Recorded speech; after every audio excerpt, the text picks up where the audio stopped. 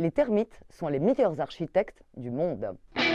C'est la seule espèce sur Terre qui est capable de construire des tours gigantesques jusqu'à 10 mètres de haut, 100% en matériaux naturels et biodégradables, 100% climatisés et humidifiés et avec zéro CO2. Et ça, sans aucune électricité.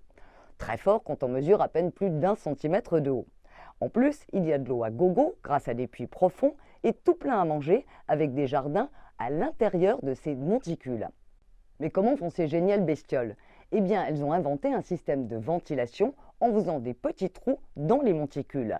Résultat, quand il y a du vent, ça crée des mini-bourrasques. Mais ça fonctionne même sans. La circulation de l'air se fait de toute façon car il y a aussi des trous dans les tunnels des termitières. L'autre intelligence des termites, c'est d'adapter leur maison au milieu naturel. Quand il fait ultra chaud, elles enfoncent au maximum la termitière dans le sol. Elles savent aussi fabriquer de l'humidité avec un mélange de bois et terre mâchouillée qu'elles collent sous la termitière. Et ça fait comme une éponge qui relâche de l'eau. En plus, les maisons de termites, c'est du très costaud. Au Brésil, on vient juste de découvrir une ville termitière dont la construction a commencé à l'époque de l'Égypte ancienne. Et en 4000 ans, il y en a eu du pavillon de termites.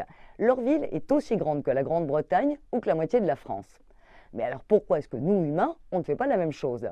On le faisait jadis, et on commence à s'y remettre, mais un petit peu, comme au Zimbabwe, où un centre commercial a une température constante de 27 degrés, et ça sans un pet de climatisation.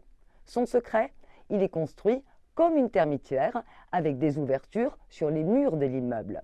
Mais si les architectes étaient vraiment des termites, en plus, l'immeuble serait capable d'arrêter la sécheresse et de l'empêcher de se taper l'incruste.